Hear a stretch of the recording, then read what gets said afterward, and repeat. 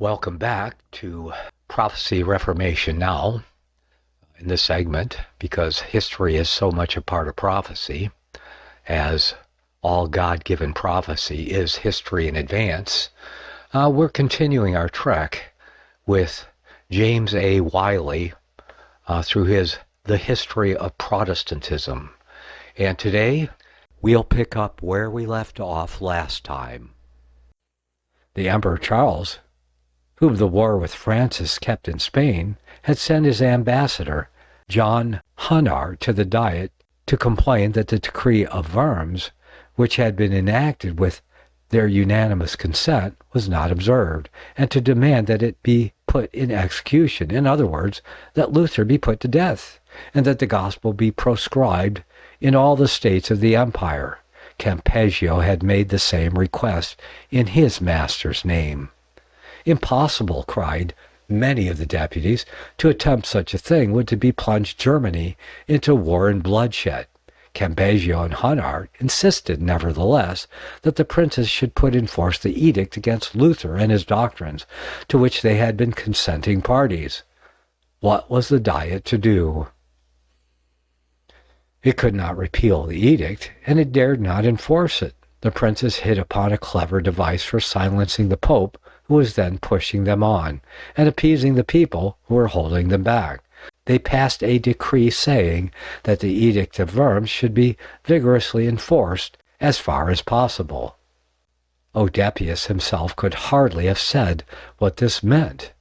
Practically, it was the repeal of the edict, for the majority of the states had declared that to enforce it was not possible. Campeggio and Hunard, the Spanish envoy from Charles V, had gained what was a seeming victory, but a real defeat. Other defeats awaited them. Having dexterously muzzled the emperor's ban, the next demand of the Nuremberg Diet was for a general council. There was a traditional belief in the omnipotence of this expedient to correct all abuses and end all controversies.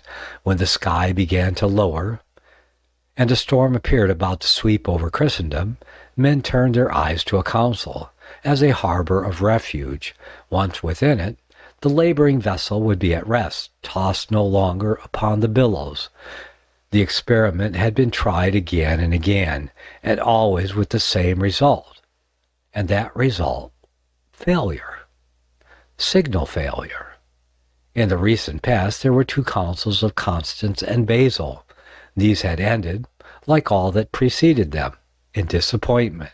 Much had been looked for from them, but nothing had been realized. They appeared, in the retrospect, like goodly twin trees, laden with leaves and blossoms, but they brought no fruit to perfection. With regard to Constance, it had humiliated 3 popes. It had exalted a 4th, and he, the haughtiest of them all. As for the Reformation, had not the council devoted its whole time and power to devising measures for the extinction of that reforming spirit, which alone could have remedied the evils complained of? There was one man there worth 100 councils. How had they dealt with him? They had dragged him to the stake, and all the while he was burning, cursed him as a heretic. And what was the consequence? Why, that the stream of corruption, dammed up for the moment, had broken out afresh, and was now flowing with torrent deeper, broader, and more irresistible than ever. But the majority of the princes convened at Nuremberg were unable to think of other remedy, and so once again the old demand was urged, a general council to be held on German soil. However, the princes will concert measures in order that this time the council shall not be abortive. Now at last it will give the world a pope who shall be a truer father to Christendom, together with a pious, faithful, and learned hierarchy, and holy and laborious priests. In short, the golden age so long waited for. The princes will summon a diet, a national and lay diet to meet at Spires in November of this year, and further they will take steps to evoke the real sentiments of Germany on the religious question and permit the wishes of its several cities and states to be expressed in the Diet. And in this way a reformation will be accomplished such as Germany wishes. The princes believed that they were ending their long and dangerous navigation and were at last in sight of the harbor. So they had often thought before, but they had awakened to find that they were still at sea, with the tempest lowering overhead, and the white reefs gleaming pale through the waters below. They were destined to repeat this experience once more. The very idea of a diet, as was projected, was an insult to the papacy. For a secular assembly to meet and discuss religious questions and to settle ecclesiastical reforms was to do a great deal more than paving the way for a general council. It was to assume its powers and exercise its functions. It was to be that council itself. Nay, it was to go further still. It was to seat itself in the chair of the pontiff, to whom alone belonged the decision in all matters of faith. It was to pluck the scepter from the hands of the man who held himself divinely invested with the government of the Church. The papal legate and the envoy of Charles V offered a stout resistance to the proposed resolution of the princes. They represented to them what an affront that resolve would be to the papal chair, what an attack on the prerogatives of the pontiff. The princes, however, were not to be turned from their purpose. They decreed that a diet should assemble at Spires in November, and that meanwhile the states and free towns of Germany should express their mind as regarded the abuses to be corrected and the reforms to be instituted, so that when the council met, the Diet might be able to speak in the name of the fatherland and demand such reformation of the Church as the nation wished. Meanwhile, the Protestant preachers redoubled their zeal. Morning and night they proclaimed the gospel in the churches. The two great cathedrals of Nuremberg were filled to overflowing with an attentive audience. The Lord's Supper was dispensed according to the apostolic mode, and 4,000 persons, including the Emperor's sister, the Queen of Denmark, and others of rank, joined in the celebration of the ordinance. The Mass was forsaken, the images were turned out of doors, and the Scriptures were explained according to the early Fathers, and scarce could the papal legate go or return from the imperial hall, where the Diet held its meetings, without being jostled in the street by the crowds hurrying to the Protestant sermon, the tolling of the bells for worship, the psalm pealed forth by thousands of voices and wafted across the valley of the Pignets to the imperial chateau on the opposite height. Sorely tried the equanimity of the servants of the Pope and the Emperor. Campeggio saw Nuremberg plunging every day deeper into heresy. He saw the authority of his master set at naught, and the excommunicated doctrines every hour enlisting new adherents, who feared neither the ecclesiastical anathema nor the imperial ban. He saw all this with indignation and disgust, and yet he was entirely without power to prevent it. Germany seemed nearer than it had been at any previous moment to a national reformation. It promised to reach the goal by a single bound. A few months, and the Alps will do more than divide between two countries. They will divide between two churches. No longer will the bulls and palls of the Pope cross their snows, and no longer will the gold of Germany flow back to swell the wealth and maintain the pride of the city whence they come. The Germans will find for themselves a church and a creed without asking humbly the permission of the Italians. They will choose their own pastors and exercise their own government, and leave the shepherd of the Tiber to care for his flock on the south of the mountains, without stretching his crozier to the north of them. This was the import of what the Diet had agreed to do. We do not wonder that Campeggio and Husenart viewed the resolution of the princes with dismay. In truth, the envoy of the emperor had about as much cause to be alarmed as the nuncio of the pope. Charles's authority in Germany was tottering as well as Clement's, for if the states should break away from the Roman faith, the emperor's sway would be weakened, in fact, all but annihilated. The imperial dignity would be worn of its splendor, and those great schemes, in the execution of which the emperor had counted confidently on the aid of the Germans, would have to be abandoned as impracticable. But it was the Vatican that the resolution of the princes excited the greatest terror and rage. Clement comprehended at a glance the full extent of the disaster that threatened his throne. All Germany was becoming Lutheran. The half of his kingdom was about to be torn from him. Not a stone must be left unturned. Not an art known in the Vatican must be neglected, if by any means the meeting of the Diet at Spires may be prevented. To Spires all eyes now turn, where the fate of the popedom is to be decided. On both sides there is a bustle of anxious preparation. The princes invite the cities and states to speak boldly out and declare their grievances, and say what reforms they wish to have enacted. In the opposite camp there is, if possible, still greater activity and preparation. The Pope is sounding the alarm and exhorting his friends, in prospect of this emergency, to unite their counsel and their arms. While both sides are busy preparing for the eventful day, we shall pause and turn our attention to the city where the Diet, just breaking up, had held its sittings. Chapter 5. Nuremberg. 300 years since. Site of Nuremberg. Depot of commerce in the Middle Ages. Its population, its patricians and plebeians, their artistic skill, Nuremberg a free town, its burgraves, its oligarchy, its subject towns, fame of its arts, Albert Dürer, Hans Sachs, its architecture and marvels, enchantment of the place, Rathaus, state dungeons, implements of torture. Nuremberg 300 years ago was one of the more famous of the cities of Europe.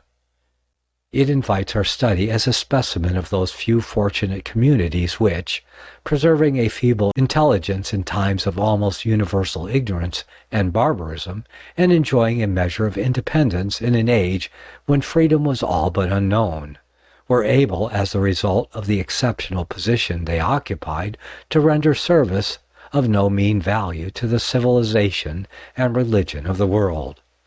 The distinction of the opulence which Nuremberg enjoyed in the 15th century and onward to the time of the Reformation, it owed to a variety of causes.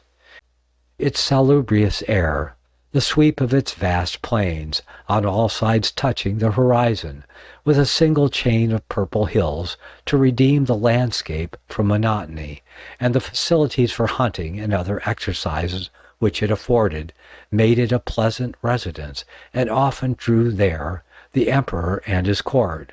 With the court came, of course, other visitors. The presence of the emperor in Nuremberg helped to assemble men of genius and culture within its walls, and invested it, moreover, with no little political importance. Nuremberg owed more to another cause, namely its singularly central position. Being set down on one of the world's greatest highways, it formed the center of a grand network of commercial routes, which ramified over a large part of the globe and embraced the two hemispheres. Situated on the great Franconian plain, a plain which was the Mesopotamia of the West, seeing that, like the Orient Mesopotamia, it lay between two great rivers, the Danube and the Rhine. Nuremberg became one of the great emporiums of the commerce carried on between Asia and Europe. In those ages when roads were far from common, and railways did not exist at all, Rivers were the main channels of communication between nation and nation, and the principal means by which they effected an interchange of their commodities. The products of Asia and the Levant entered the mouths of the Danube by the Black Sea, and ascending that stream into Germany, they were carried across the plain to Nuremberg. From Nuremberg this merchandise was sent on its way to the Rhine, and by numerous outlets of that river, diffused among the nations in the northwest of Europe. The commerce of the Adriatic reached Nuremberg by another route, which crossed the Tyrol. Thus many converging lines found here their common meeting place, and from hence radiated over the west. Founded in the beginning of the 10th century, the seat of the first Diet of the Empire, the meeting place, moreover, of numerous nationalities, the depot of a vast and enriching commerce, and inhabited by a singularly quick and inventive population, Nuremberg rose steadily in size and importance. The 15th century saw it a hive of industry, a cradle of art, and a school of letters. In the times we speak of, Nuremberg had a population of 70,000. This, in our day, would not suffice to place a city in the first rank, but it was different then, when towns of only 30,000 were counted populous. Frankfurt on the Main could not boast of more than half the population of Nuremberg. But though large for its day, the number of its population contributed but little to the city's eminence. Its renown rested on higher grounds, on the enterprise, the genius, and the wealth of its inhabitants. Its citizens were divided into two classes, the patrician and the plebeian. The line that separated the two orders was immovable. No amount of wealth or of worth could lift up the plebeian to the patrician rank. In the same social grade in which the cradle of the citizen had been placed must the evening of life find him. The patricians held their patents of nobility from the emperor, a circumstance of which they were not a little proud. As attesting the descent of their families from very ancient times, they inhabited fine mansions, and expended the revenues of their estates in a princely splendor and a lavish hospitality, delighting greatly in feasts and tournaments, but not unmindful of the while of the claims to patronage which the arts around them possess, and the splendor of which invested their city with so great a halo. The plebeians were mostly craftsmen, but craftsmen of exceeding skill. No artificers in all Europe could compete with them. Since the great sculptors of Greece, there had arisen no race of artists which could wield the chisel like the men of Nuremberg. Not so bold, perhaps, as their Greek predecessors, their invention was as prolific, and their touch as exquisite. They excelled in all manner of cunning workmanship, in marble and bronze, in metal and ivory, in stone and wood. Their city of Nuremberg they filled with their creations, which strangers from far came to gaze upon and admire. The fame of its artists was spread throughout Europe, and scarce was there a town of any note in any kingdom in which the Nuremberg hand was not to be seen unmistakably certified in some embodiment of quaintness or of beauty or of utility.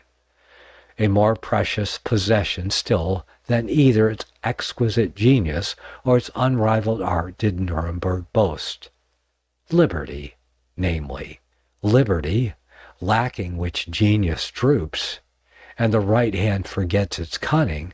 Nuremberg was one of the free cities of Germany. In those days there were no fewer than 93 such towns in the empire.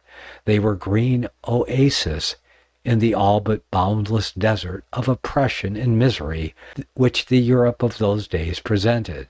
They owed their rise in part to war, but mainly to commerce. Then the emperors on occasion found themselves hard pushed in the long war which they waged with the popes. When their soldiers were becoming few and their exchequer empty, they applied to the towns to furnish them with the means of renewing their contest. They offered them charters of freedom on condition of their raising so many men at arms, or paying over a certain sum to enable them to continue their campaigns. The bargain was a welcome one on both sides. Many of these towns had to buy their enfranchisement with a great sum, but a little liberty is worth a great deal of gold. Thus it was on the red fields of the period that their freedom put forth its earliest blossoms, and amid the din of arms that the arts of peace grew up. But commerce did more than war to call into existence such towns as Nuremberg. With the prosecution of foreign trade came wealth, and with wealth came independence and intelligence. Men began to have a glimpse of higher powers than those of brute force, and of wider rights than any included within the narrow circle of feudalism. They bought with their money, or they wrested by their power charters of freedom from their sovereigns or their feudal barons. They constituted themselves into independent and self-governed bodies. They were in fact republics on a small scale, in the heart of great monarchies.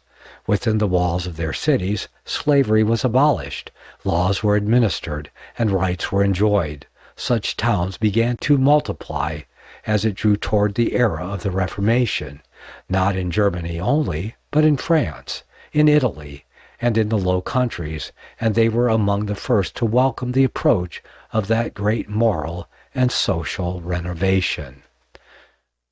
Nuremberg, which held so conspicuous a place in this galaxy of free towns, was first of all governed by a burgrave, or stadtholder.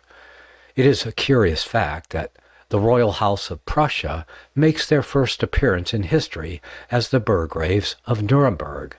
That office they held till about the year 1414, when Frederick IV sold his right, together with his castle, to the Nurembergers, and with the sum thus obtained, he purchased the Marquisate of Brandenburg. This was the second stage in the advance of that house to the pinnacle of political greatness to which it long afterwards attained. When the reign of the burgrave came to an end, a republic, or rather oligarchy, next succeeded as the form of government in Nuremberg.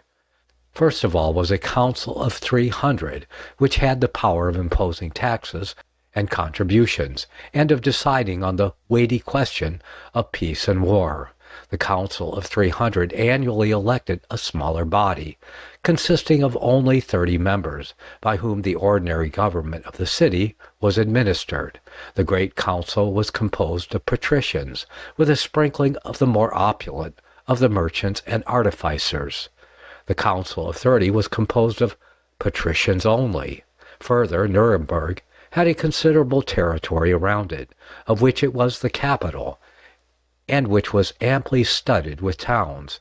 Outside its walls was a circuit of some 100 miles, in which were 7 cities, and 480 boroughs and villages, of all which Nuremberg was mistress. When we take into account the fertility of the land, and the extensiveness of the trade that enriched the region, and in which all these towns shared, we see Nuremberg and its dependencies a principality far from contemptible in either men or resources.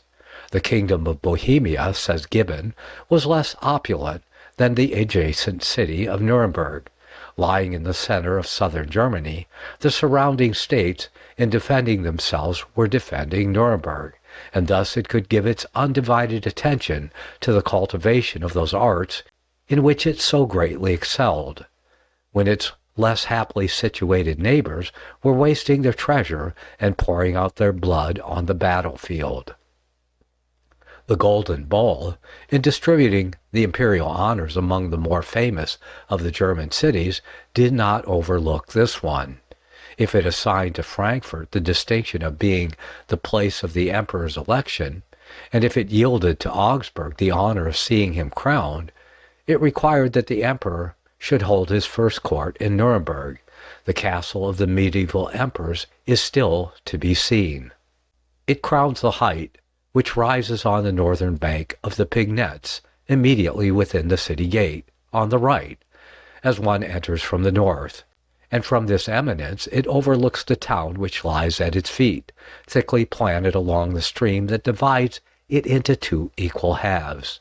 The builder of the royal chateau obviously was compelled to follow not the rules of architecture, but the angles and irregularities of the rock on which he placed the castle, which is a strong, uncouth, unshapely fabric, forming a striking contrast to the many graceful edifices in the city on which it looks down. In this city was the Diet at this time assembled. It was the seat, 938, of the first Diet of the Empire. And since that day how often had the grandees, the mailed chivalry, and the spiritual princedoms of Germany gathered within its walls. One can imagine how gay Nuremberg was on these occasions, when the banner of the emperor floated on its castle, and warders were going their rounds on its walls, and sentinels were posted in its flanking towers, and a crowd of lordly and knightly company together, with a good deal that was neither lordly or knightly, were thronging in its streets, and peering curiously into its studios and workshops, and ransacking its marts and warehouses, stocked with the precious product of far distant climes.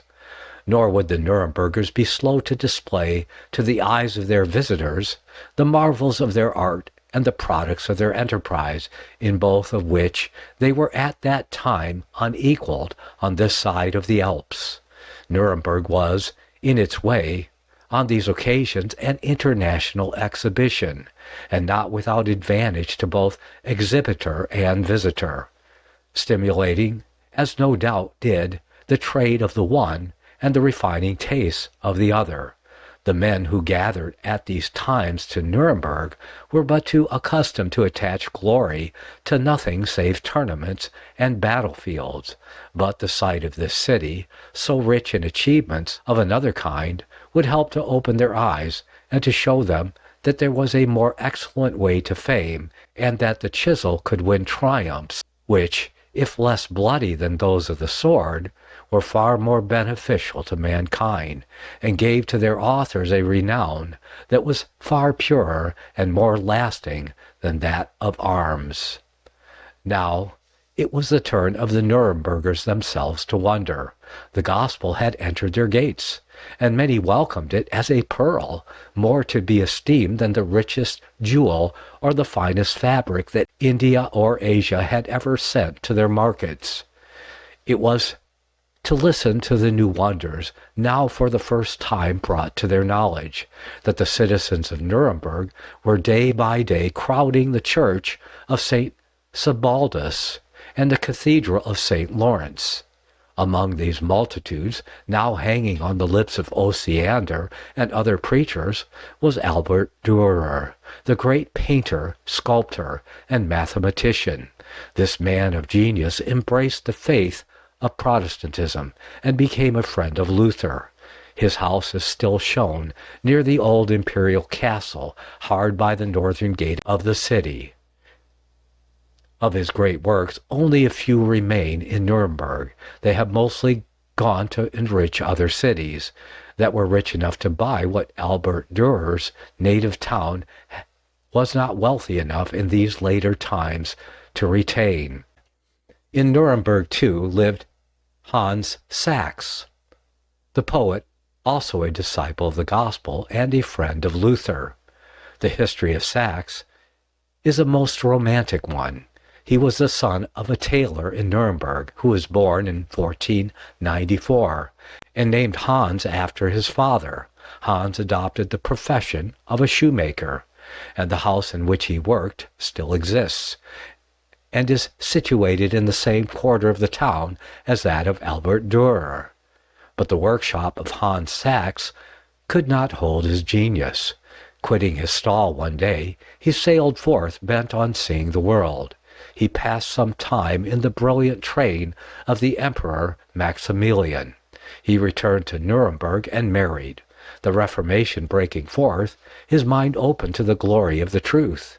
And then it was that his poetic imagination, invigorated and sanctified, burst out in holy songs, which resounded through Germany and helped to prepare the minds of men for the mighty revolution that was going forward. The spiritual songs of Hans Sachs, says de Bigny, quote, and his Bible in verse were a powerful help to this great work. It would perhaps be hard to decide who did the most for it. The Prince Elector of Saxony, administrator of the empire, or the Nuremberg shoemaker. Here, too, and about the same period, lived Peter Vischer, the sculptor and caster in bronze, Adam Kraft, the sculptor, whose 7 pillars are still to be seen in the Church of St. Clair, Vet Stoss, the carver in wood, and many besides, quick of eye and cunning of hand, whose names have perished, now live in their works alone, which not only served as models to the men of their own age, but have stimulated the ingenuity and improved the taste of many in ours. On another ground, Nuremberg is worth our study. It is perhaps the best preserved medieval town north of the Alps. To visit it, then, though only in the page of the describer, is to see the very scenes amid which some of the great events of the Reformation were transacted, and the very streets on which their actors walked, and the houses in which they lived. In Spain there remain to this day cities of an age still more remote, and in architecture still more curious. There is Toledo, whose 7-hilled site, washed by the furious torrent of the Tagus, lifts high in the air, and sets in bold relief against the sky its many beautiful structures, its lovely Alcazar, its cathedral roofs, its ruined synagogues, its Moorish castles, the whole looking more like the creation of a magician than the work of the mason. There is the Cordova, with its wonderful mosque, fashioned out of the spoili apima of Africa and the Levant, and spread around this unique temple is perhaps the greatest labyrinth of narrow and winding lanes that anywhere exists. There is the Granada, whose streets and fountains and gardens are still redolent of the Moor, and which borrows a further glory from the 2 magnificent objects by which it is overhung, the one of art, the Alhambra, whose unique and dazzling beauty it has defied the spoiler to destroy, and the other of nature, the Sierra Nevada, which towers aloft in snowy grandeur, and greets its brother Atlas across the straits. And, not to multiply instances, there is Malaga, a relic of a still more ancient time than the Moorish age, showing us how the Phoenicians built, and what sort of cities were upon the earth when civilization was confined to the shores of the Mediterranean, and the mariner had not yet ventured to steer his bark beyond the Pillars of Hercules. But there is no city in northern Europe, no relic of the architecture of the Germanic nations, when that architecture was in its prime, or had but recently begun to decline, at all to be compared with Nuremberg, as it was when the emperor trod its streets, and the magnificence of Germany was gathering to it, and the flourish of trumpets and the roll of drum blended with the peaceful din of its chisels and hammers. So is it now. The same portals with their rich carvings, the same windows with their deep mullions, the same fountains with their curious emblematic devices and groups, in bronze or in stone, the same peaked and picturesque gables, same lofty roofs running up into the sky and presenting successive rows of attic windows, their fronts all richly embellished and hung with draperies of wreathed work, wrought in stone by the hands of cunning men. In short, the same assemblage of curious, droll, beautiful, and majestic objects which were before the eyes of men who have been 4 centuries in their grave, meet the eye of the traveler at this day. In the middle of the city is the depression or valley through which the stream of the Pegnitz flows. There the buildings cluster thickly together, forming a perfect labyrinth of winding lanes, with no end of bridges and canals, and while their peaked roofs tower into the air, their bases dip into the water. The rest of the city lies on the two slopes that run up from the pignets on either bank, forming thus two divisions, which look at each other across the intervening valley. In this part of Nuremberg, the streets are spacious, the houses of stone, large and massy, and retaining the remarkable feature we have already mentioned, exceeding lofty roofs, for in some instances 6 stories of upright mason work are surmounted by other 6 stories of slanting roof, with their complement of attic windows, suggesting the idea of a house upon a house, or of 2 cities, the one upon the ground, the other in the air, and forming no unmet emblem of ancient classification of the citizens of Nuremberg into plebeian and patrician. To walk through Nuremberg with the hasty step and cursory eye with which a mere modern town may be surveyed is impossible. The city, amid all its decay, is a cabinet of rare curiosities, a galley of masterpieces. At every step one is brought up by some marvel or other, a witty motto, a quaint device, a droll face, a medieval saint in wood, lying as lumber, it may be, in some workshop, a bishop, a knight, a pilgrim, in stone, who has seen better days, an elegant fountain, at which prince or emperor may have stooped to drink, giving its waters as copiously as ever, a superb portal, from which a patrician may have walked forth when good Maximilian was emperor, or rich Auriel, at which bright eyes looked out when gallant knight rode past, or some palatial mansion that speaks of times when the mariner's compass was unknown, and the stream of commerce on its way to the west flowed through Nuremberg, and not as now round the Cape, or through the Straits of Gibraltar. After a time, the place, so full of fanciful and droll and beautiful imaginings, begins to act upon one like an enchantment. The spirit that lives in these creations is as unabated as if the artist had just laid down his chisel. One cannot persuade oneself that the hands that fashioned them have long ago mouldered into dust. No, their authors are still living, and one looks to see them walk out at their doors, and feel sure that one would know them, those cunning men, that race of geniuses whose wit and wisdom, whose humor and drollery and mirth burst out and overflowed till the very stones of their city laughed along with them. Where are all these men now? All sleeping together in the burial ground, about 1.5 miles outside the city gate, each in his narrow cell, the skill of their right hand forgotten, but the spell of their power still lingering on the city where they lived, to fascinate and delight and instruct the men of after times. Of the edifices of Nuremberg, we shall visit only one, the Rathaus, or Hotel de Ville, where the diets of the empire held their sittings, and where, of course, the diet that had just ended in the resolution which so exasperated Campeggio and terrified the Vatican had held its deliberations. It is a magnificent pile, in the Italian style, and externally in perfect preservation. A lofty portal gives admission to a spacious quadrangle. The building was erected in 1619, but it includes an older town hall of date 1340.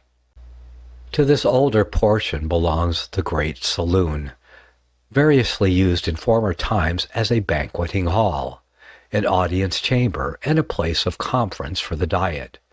Its floor looks as if it would afford standing room for all the citizens of Nuremberg, but vastness is the only attribute now left of its former splendor. It is long since emperor trod that floor, or warrior feasted under that roof, or diet assembled within those walls. Time's effacing finger has been busy with it. And what was magnificence in the days of the emperor is in ours simply tawdriness. The paintings on its walls and roof, some of which are from the pencil of Albert Dürer, have lost their brilliance, and are now little better than mere patches of color. The gloss has passed from the silks and velvets of its furniture. The few chairs that remain are rickety and worm-eaten, and one fears to trust oneself to them. A magnificent chandelier still hangs suspended from the roof, its gilding sadly tarnished, its lights burned out, and suggesting as it does to the mind the gaiety of the past, makes the dreariness and solitariness of the present to be only the more felt. So passes the glory of the world, and so has passed the imperial grandeur which often found in this hall a stage for its display. Let us visit the dungeons immediately below the building. This will help us to form some idea of the horrors through which liberty had to pass in her march down to modern times. Our guide leaves us for a few minutes, and when he returns he is carrying a bunch of keys in one hand and a lantern in the other. We descend a flight of stairs and stand before a great wooden door. It is fastened crosswise with a heavy iron bar, which the guide removes. Then, selecting a key from the bunch, he undoes one lock, then another, and heaving back the ponderous door, we enter and take our first step into the gloom. We traverse a long, dark corridor. At the end of it, we come to another massy door, secured, like the first, by a heavy crossbeam. The guide undoes the fastenings, and with a creak, which echoes dearly through the vaulted passage, the door is thrown open and gives us admittance. We descend several flights of stairs. The last ray of light has forsaken us a long while ago, but we go forward by the help of the lantern. What a contrast to the gilded and painted chambers above! On either hand as we go on are the silent stone walls. Overhead is the vaulted roof. At every other place the guide stops and calls our attention to doors in the wall on either hand, which open into numerous side chambers or vaulted dungeons for the reception of prisoners.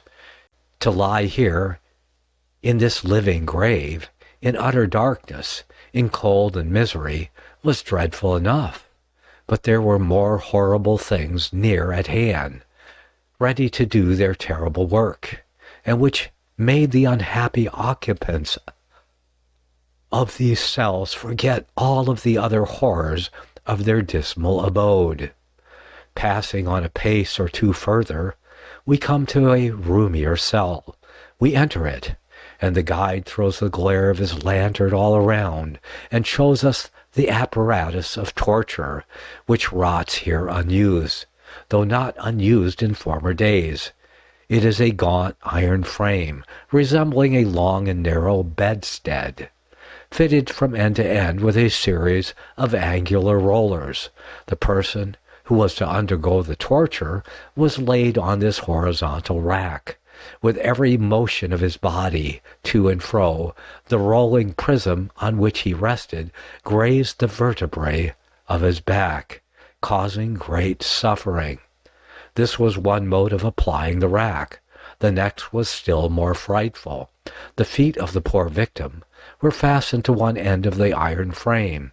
His arms were raised over his head and tied with a rope, which wound round a windlass.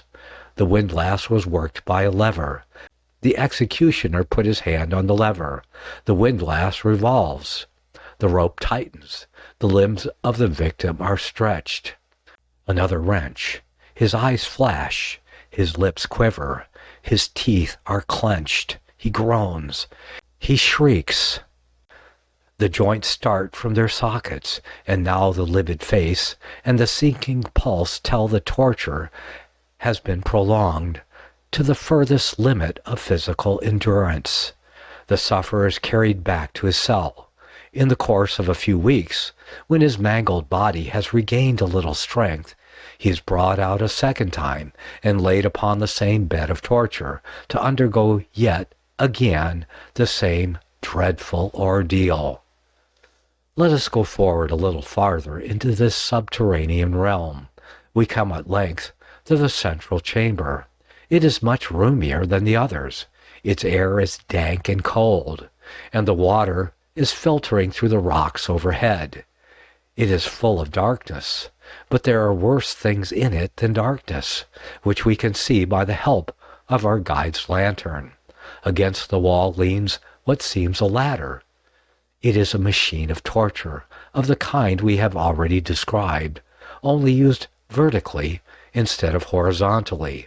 The person is hauled up by a rope, with a weight attached to his feet, and then he is let suddenly down, the rolling prism grazing as before his naked back in his rapid descent.